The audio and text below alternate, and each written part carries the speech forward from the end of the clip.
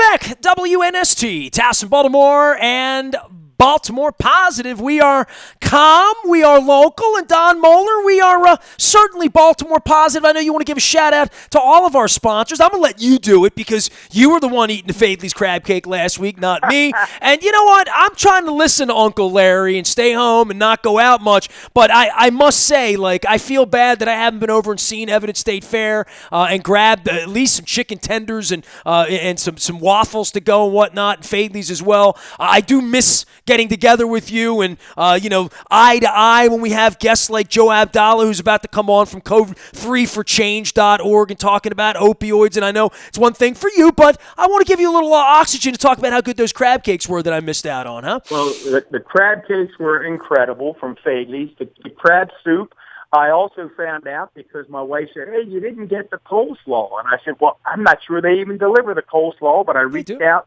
to Damie Hahn, and, of course, our friends Damie Hahn and Bill and Nancy Devine at Fadley. She said, of course, we deliver the coleslaw and the mac and cheese, Nestor.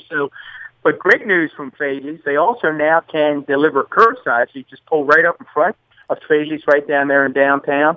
State Fair, our friends at State Fair with Evan and Keith do an incredible job. Full menu, breakfast, lunch, and dinner. But what's really exciting now is they're jumping into this whole food supply issue, and they will pack you up an entire basket, an entire box of produce and protein, everything you need, so that you don't have to risk by running to the supermarket. They'll bring it right to your car, put it in your trunk, and you've got supplies to last you for a couple of weeks. So great work at State Fair. You mentioned our friends at Moeller and Gary Realty. They're continuing to list homes, sell homes. It's amazing that people are still buying and selling during this, so give Jeff Moeller a call, 410-746-1547. And we want to thank Damien O'Doherty, Steve Carney, all of our friends at KO Public Affairs who really helped us put together what we're calling Healthcare Week, Social Safety Net Week, really trying to tell the stories of people out there on the front lines making a difference at all the time, but really during this pandemic. And with that, we welcome Joe Abdalla, who is the executive director of Code 3 for Change. Joe has a great backstory and a great second part to his journey. So, Joe, welcome to Baltimore Positive. Thank you for having me. Greatly appreciate the opportunity and happy to be here. Well, we talked. You really intersect into something here because we're doing healthcare, right? So a lot of this is COVID, and a lot of this is insurance and doctors and testing and politics and all of that. Your background is a long time, 30 years, as long as I've been on the radio. You were a D.C. Metropolitan Police Department police officer working in narcotics and in the FBI and DEA. And when I think of D.C. during that period of time, I thought of it as a place I didn't like going, and I'm from Baltimore, and now Baltimore has this reputation of a place that, crime and murders and gangs and trafficking, and I think of D.C. as this place that has really grown up and become better and safer through the very, very hard work of many, many people and the gentrification and all the things that become political issues. But when I go to D.C. now, I say to myself, there's a place that's gotten better. I go to a lot of other places and say these places have gotten better. It's the reason, really, I birthed Baltimore Positive with former Baltimore County Executive Don Moeller about a year and a half ago to talk about these issues. Not thinking COVID was coming, but boy, opioids were something on the menu long before COVID. I remember talking to Al Redmer and Johnny O during the race a couple of years ago, Don, when you were the Baltimore County Executive about the opioid crisis. And Don, in Baltimore County, I don't think there's any county executive, any politician, any leader, any senator, congressman that hasn't touched this issue. And Joe, in your retirement from law enforcement, dare I say, the last couple of years with Code 3, you really tried to get out in front of this, and because this is something that's just dragging every community down, not just city communities, right? Absolutely. And I came from the enforcement side in my 30 years with the police department, and now I've kind of converted to the education side. And it was brought to us because we like to focus on emerging issues, of which the opioid epidemic is one. And we partnered with a local sheriff's office in Maryland, Charles County Sheriff's Office, and they were seeing the large amount of overdoses in teens' bedrooms. And as the police officers and first responders were in these bedrooms, they were seeing signs and indicators all over the room of drug use, and then they would speak to the parents, and the parents kind of had no clue. I don't say that disparagingly of parents. I tell people that it's not their world. They're not supposed to know what a lot of these items are. So we partnered with them, and we assisted them in building a trailer, which is the mock of a teenager's bedroom. And we walk parents through and we show them the signs and indicators of opioid misuse. Well, their trailer went so well that we decided to partner with Rally Cares. We built a trailer of our own, and I believe we've been to 20 to 25 states so far, Wow. and we cannot keep up with the demand for requests for the trailer. Well, this is right up Moeller's alley, right, Don? This is what you lived for as a public servant, right?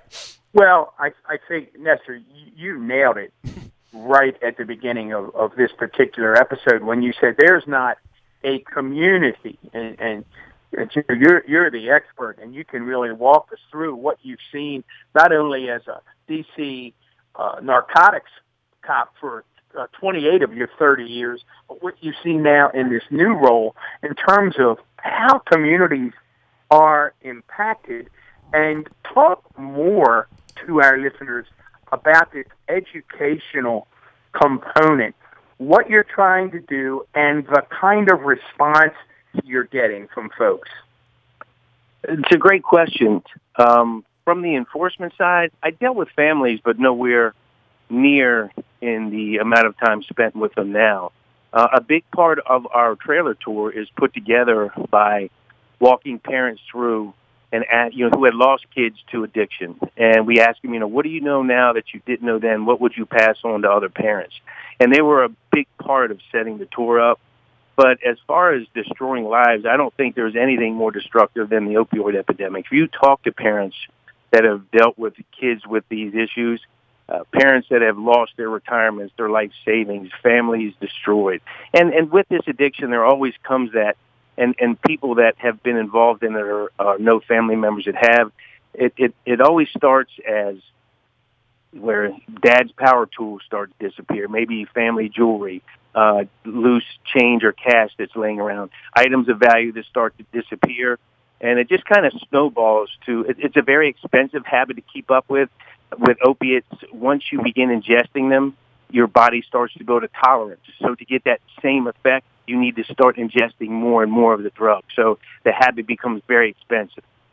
Well, Joe, I think, and Nestor, you and I have talked quite a bit about this over the years in my role in government and on the education side as well. I've obviously talked to a number of police officers over the years.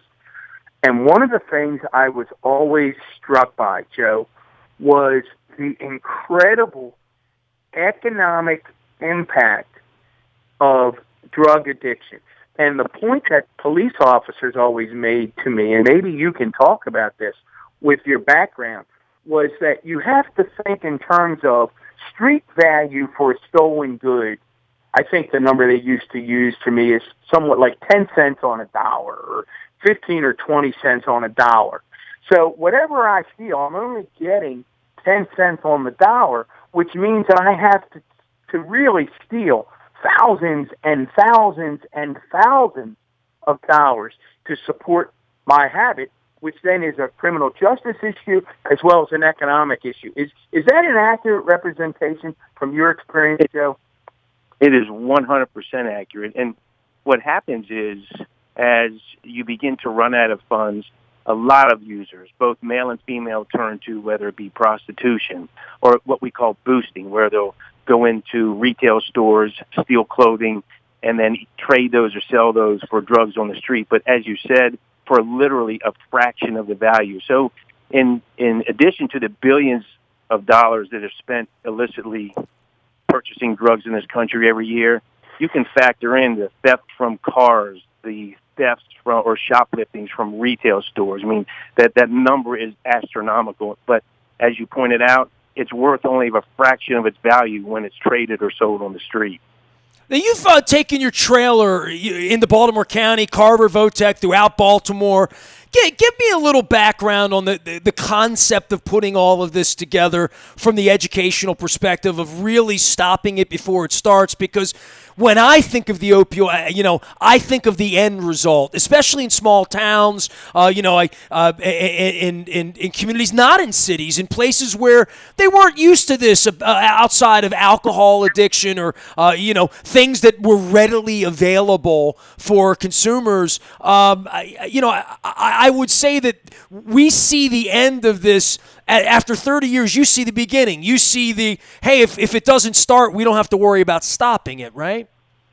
Absolutely. And, my experience is in a major city in Washington, D.C. With the trailer we've traveled, the two examples are Ohio and Minnesota. In Ohio, there are small towns that have been ravished by this epidemic. In Minnesota, believe it or not, in farm territory, they're ravished by this, places where you wouldn't really expect it. But the reception we've gotten has been overwhelmingly positive. And what the best part about that is there's a lot of parents, as we're on the road, who will see the advertisement for the trailer, and they'll stop by and say, tell us their story, and then want to walk through the trailer.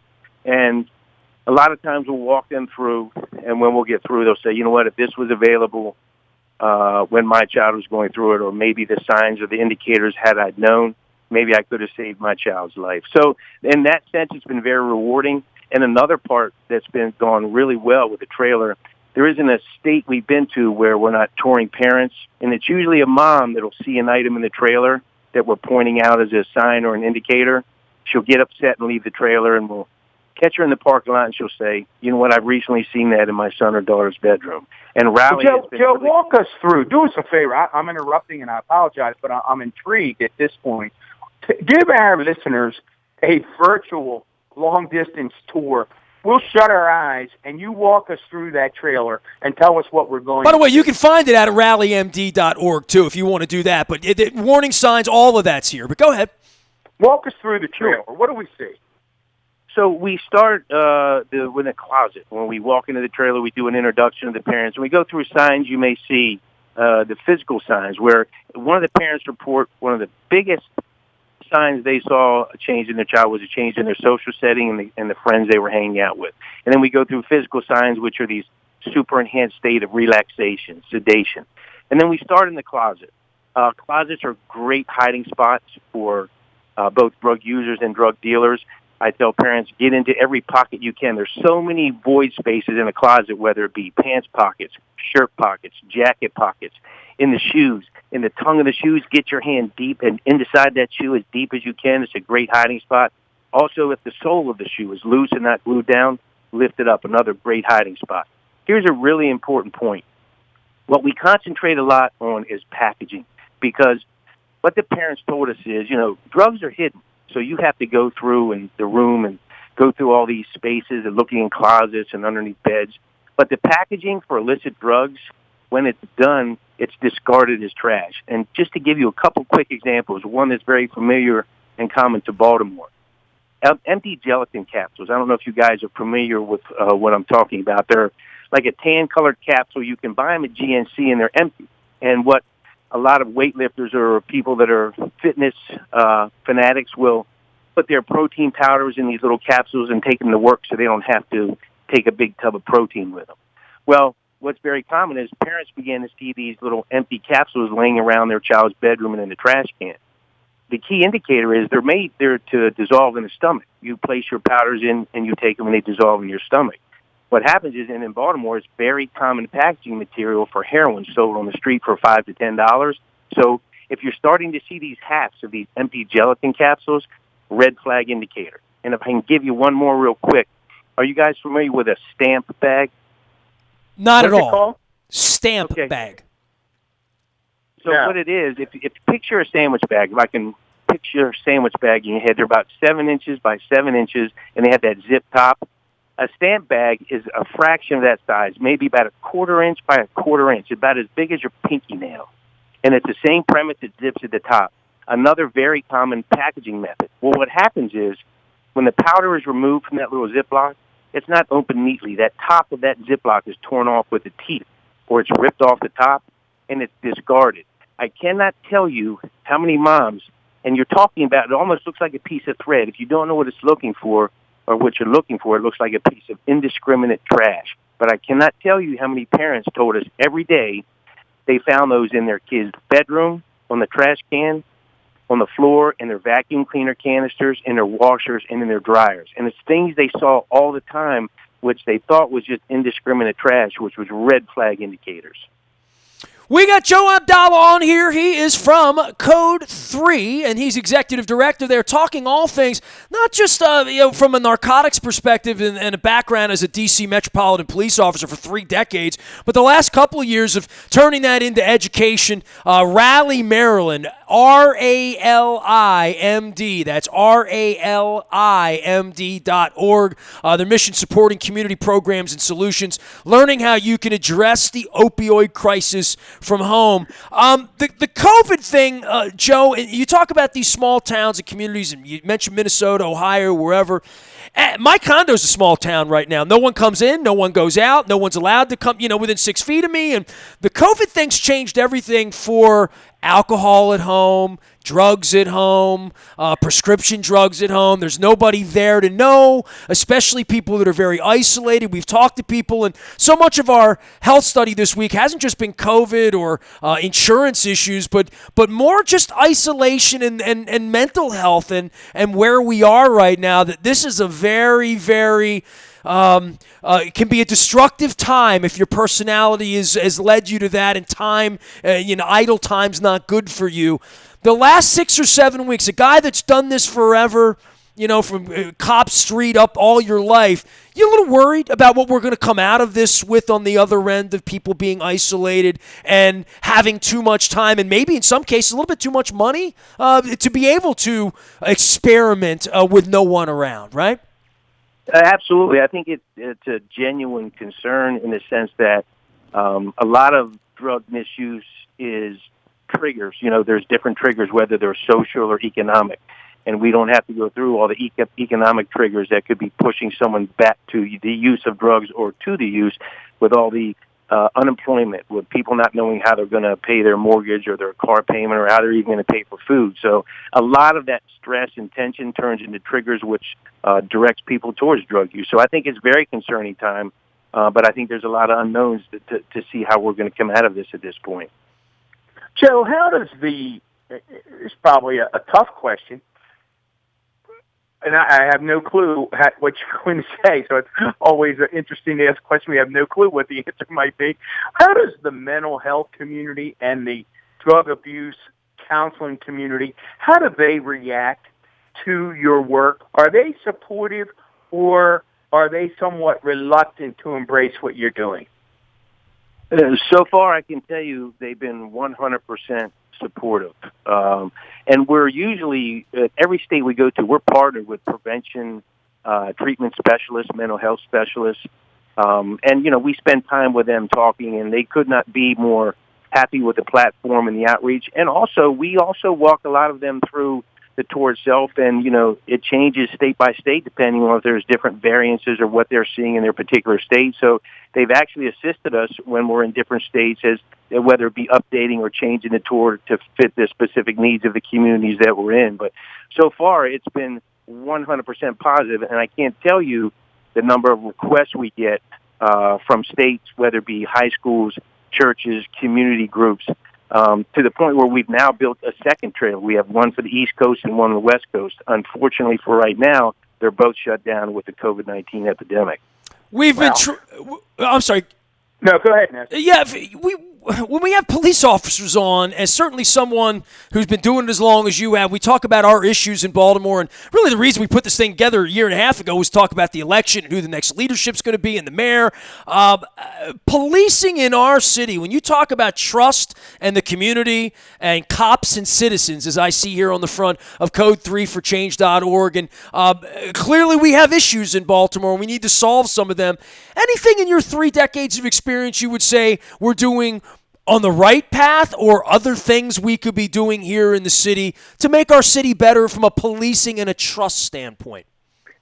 I think getting policemen out into the community and interacting with citizens is the best way to start that. And I can't tell you how many people, and our motto at Code 3 is caring for cops in the communities they serve. And besides the opioid trailers, we are 100% an outreach organization, and we're all retired policemen. But you would be surprised at the number of residents in local communities don't know the first name of one police officer that patrols their neighborhood. You'd be surprised that no interactions take place whatsoever. So what we try and do is get out into the communities, bring policemen with us, and we support all community events. If I can give a quick example, we have a program called Project Hope, and it's where we bring policemen into elementary schools. And we do it once a week. We meet with about 30 to 50 kids. We play games. We take field trips. The policemen are mentors for the kids. They're educators. And I can tell you that it's changing communities here, because not only have the kids excel in the program, but the parent advocates in the school, the teachers, the counselors, and the parents. So we've kind of brought all that full circle. And it's worked very, very well in communities in D.C. and Virginia where we have the program. And if I can say quickly, you know, we take field trips as well. We go to Sky Zone, we go bowling, we go to Nationals baseball game. When we take these trips, we have about 6 to 8 uniform officers with us and maybe 30 kids. You would be shocked when people see us in bowling alleys, the people that come over and like, hey, is something wrong? And we're like, no, this isn't. We explain the program. People then want to say, can we donate? Can we buy a game of bowling for the kids? If we're at a restaurant with these kids, again, people say, hey, is there a problem? When we explain what we're doing, people want to help support the meal or leave a tip or do something for the kids. I mean, people embrace it. So it's been very successful for us here. And besides Project Hope, we support all National Night Out, Stop the Violence nights. We're very involved with the police department, bringing them together with the community. That's such a Baltimore positive story, and as we continue here on Baltimore Positive with Health Week, Social Safety Net Week, Joe, folks, our listeners that listen all the time know that one of the things that Nestor and I love to do is to really get the personal story of the folks we chat with. And one of the things as you're talking, I'm sure our listeners are saying, my gosh, we have a guy that was a narcotics cop for 28 years in D.C., a police officer for 30. Tell us about your journey. What makes a guy who leaves the police department after 30 years dealing with some of the toughest criminals out there say, I'm going to go to the other side, I'm going to make a difference, I'm going to jump from the enforcement side to the prevention side? Tell us about your journey and how you ended up making that decision. You know what? I was a young policeman, and it was kind of like, this is a really a strange association, but like the dog, the bounty hunter. I watched that program with my daughter when she was a kid, and he said, you know, when he was young, it was always about kill the shark, and as you grew older, it was save the shark. And I say that because as a young policeman, it was about arresting people and you know, being an aggressive officer, and that doesn't mean physically, but just being aggressive, patrol, out on the streets and doing the job. The last part of my career, protect and serve is what we do. Protect was the first part of my career. Serve was the last half. Even in narcotics, you know, I ran into a lot of people, a lot of families, and whether it be through the court system, you can give back and helping families, help guys change and get out of that work into a position or a situation where they're gainfully employed, paying their rent, paying car insurance legitimately, and changing people's lives. And I took that from the police department into the realm that I'm in now. And believe it or not, I still have relationships with guys whose lives I helped change while I was a policeman. I still talk to them, you know, once a week, once a month now, keeping updated, you know, with what they're doing and living right. So I feel I can do that on a bigger level here at Code 3, and then get officers who are like-minded. You'd be surprised. There's a lot of officers that don't come from the inner city, that come from small-town USA, but there's a lot of young officers that come to D.C. with the mindset, and I'm telling you because I've personally met them, that they want to get to know the community that they're serving. They want to make a difference. I mean, I know there's a lot of bad publicity out of Baltimore for as far as the police department, but there's good guys and girls there. I mean, there's good and there's bad, and I tell people that all the time. But if you just get the right group of guys together and get them in a neighborhood to start interacting with people, genuinely interacting, you know, not phony, and you can, even in D.C. neighborhoods, there's when we speak with residents, there's a lot of times they'll come up to me, especially elderly residents, and say, hey, you think you could talk to your police friends when they come by and maybe just wave? Just wave and smile. And you don't realize, it sounds pretty trivial as we speak about it, but it's a really big deal to people. It could change the relationship in a block if you just rode through and smiled, or get out and talk to the kids, get out and throw a football. I mean, that stuff it's reality, and it makes a difference. Joe, founding Baltimore Positive was brought on by me traveling a couple years ago to other cities, and I'm 50. I'll be 52 this year, and I've been traveling most of my life. Obviously, not the last 6 or 7 weeks, but going to these places and seeing cities that do improve. I want to give you a little oxygen because we're Baltimore Positive. We don't like D.C. much around here. The world champion Nationals and the Redskins and all that. But it is a place when I go, I'm like, wow, this is a place that's a lot better than it was when I was 18, going down to the 930 Club and going into the city and, worrying about every part of it. And now Baltimore has that perception, and I'm always thinking, all right, let's get ahead of this. Where are we going to be in 10 years, 12 years, 15 years? How can we make that turn? Well, you were a cop on the street in D.C. in the Marion Barry era, first and second time from what I remember, right? So seeing it improve and seeing it get better when you now take these youngsters born in this century who have no association to that, and maybe they're in a challenged part of D.C., but by and large, I think anybody that spent more time in D.C. now who's our age remembers when it was more like that. We're trying to pick Baltimore up. What about what you saw on the streets all those years really has made D.C. a place that I'm sure you're proud of having served, right? Absolutely, and I was proud to be a part of that transition. We were the murder capital of the world back in the late to mid '80s when the crack epidemic hit here. And you fixed it. Yeah, and and it's not just through a police department. It wasn't through the court systems or the judicial system. It was the mayors bringing in businesses, getting commitments from restaurants and builders and developers to come in and change parts of the city. And again, not all of that's well. I get that, but it brought about a positive change. And again, when you can employ people, if you can get those businesses and places to come to the city, I think it makes a difference. And I think D.C., and I'm not judging Baltimore, but D.C. for the most part is a pretty friendly police department. We haven't had a major instances in a long time like we had back in 2015 with Baltimore and Ferguson, Missouri. We haven't had those types of incidents. And again, stress to you, not that we're any better. We've just been very fortunate. But I think that D.C. was a great place to work. I've worked for some great chiefs. The chief now is very involved in what we do, as well as all of his district commanders. By the way, what's a great chief? Tell me what a great chief is.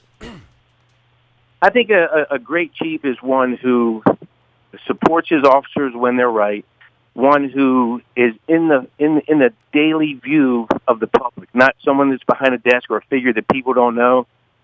Chief Newsham, who's the current chief, I've seen him at functions, neighborhood functions that he comes out to. He is in the public eye. When he gets there, he stays there. A lot of people want their picture taken with the chief. It's cool, but he stays there. He talks with citizens. He doesn't show up, with an escort and then say hi to the officers and then leave immediately. He interacts with the community, and I go back to that again. People appreciate that because it's genuine. And if he's the top guy and he does it, I think it makes everything a lot easier for everybody. I think it, and again, guys that have a genuine passion for the job, but the community is 50% of that. They have to trust you. They have to believe you that you're doing the right thing. Joe Abdalla joining us here. I want to reset from rallymd.org as well as code3forchange.org and changing lives. Go ahead, Don. No, I was just going to say, Joe, you work for male chiefs. One of the things I know, D.C. had an outstanding female chief. We have an outstanding female chief now in Baltimore County. So one of the exciting things has been to watch both the diversity of the police departments across the country, both in terms of gender and race, and really breaking new ground, and as you said, making connections with communities. So good things are happening out there. Absolutely. And, with D.C., I can think of 2 district commanders that are females. One of the deputy chiefs that's a female, and she was born and raised, I believe, in D.C. So, I mean, you'd be surprised, and I'm telling you, there's a lot of bad police stories out there that we see, but there's also daily, if you just look at the things that the guys and the girls that are doing on police departments throughout the country. There's a lot of people that have a passion for making the areas and the cities or the counties they work a better place. They really are. Well, you've made our little place a better place here at Baltimore Positive. Any sort of parting shot for Code 3 and driving your truck? And obviously, the COVID thing has disallowed a lot of different things and probably has taken away parts of what you do there. There will be another side of this, but in the meantime, between now and then, with all you're doing with the opioid education, I'm going to send everybody up to see your work at code3forchange.org, as well as the vehicle at Rally. That's RALIMD.org as well. But I want to make sure we put a framework on this for anybody that just came into the conversation to let them know where they can find you, Joe. Sure. So our website for Code 3 Association is code3forchange.org, and you can go there and see the outreach kind of details of what we do. And I will say that before this started, there was the Be More Healthy Expo in Baltimore at the Convention Center. It was in early March. We had our trailer there, and we were supposed to meet one of the deputy chiefs from the Baltimore Police Department there, but things didn't get quite worked out. But we are trying to, through faith-based organizations and the Police Department in Baltimore, to start one of our Project Hopes there, and we're really looking forward to getting that started. So hopefully when this is all over, we'll be more on a local level with you guys, and I can see you in person. Project Hope, that sounds like something we can get online with, right? Joe, maybe we can connect you. We have one of our good friends, Reverend Al Hathaway, in Baltimore, who's a good friend of the show, been on several times, is in charge of a group, a volunteer group that's growing leaps and bounds called Act Now Baltimore. So maybe we can connect you with them down the road as well. Really appreciate you coming on. Absolutely. And here's the thing I will tell you about our organization. We're not a one and done, and a lot of the schools and the programs we work with have a fear because organizations come in, they do one and done, they take pictures with the kids, and they leave. And it's one of the things we've been committed to. We don't leave any of the programs we're at. We don't tell the communities what they need either. We come in and say, how can we help address the needs, and we go from there. So that's one of the reasons we've been really successful. Lastly, the virtual platform for the trailer, if your guests go to RallyMD, and that's RALI, rallymd.org, in the top, there is an icon for Rally Cares. If you click on that, it will direct you to the homepage with the virtual trailer, and you can click on the different icons through the trailer. It will give you some are videos, some are still pictures with explanations of the items that you are seeing. Really appreciate it. You've been a great education on the opioid. It's a pandemic as well, to some degree, in our country before the other pandemic came about. We're going to send everybody up to code3forchange.org. Joe, thanks for coming on and sharing your journey with us. We appreciate you, man. Greatly appreciate the time. Thank you guys very much, and hopefully I'll get to see you in Baltimore. Appreciate you, as well as former County Executive Don Moeller joining us here on behalf of Baltimore Positive. I want to send a shout-out to our friends at State Fair, as well as our friends at Fadley's, holding together the crab cakes downtown for carry-out, and Don's been ordering them up. I got to get over and get some mac and cheese with my my gloves on and my mask. I've cleaned up for the camera around here, so Evan Brown's not going to recognize me. I'm going to be all straightened up when I go over to State Fair in Catonsville for some chicken and waffles, maybe some shrimp and grits to go. I should go for breakfast one day. I've been hankering State Fair for shrimp and grits and stuff in the morning, but I got to get over there for some chicken and waffles as well. State Fair and our friends at Moeller and Gary Realty, Jeff Moeller, getting deals done out on the web. You can find them at Moeller and Gary Realty, the virtual real estate agents as well, as we're all virtually putting this thing together. As is Don and I, we hope to get this pandemic tamped down a little bit. Keep everybody safe. Wash your hands out there, whatever you're doing, to make sure you are quarantining, and make sure you're keeping your mask on and keeping your area nice and safe so we can keep you around. Appreciate you subscribing to Baltimore Positive, as well as listening to WNST.net, AM 1570 in Towson and Baltimore. Keeping calm, staying local, and always staying Baltimore Positive.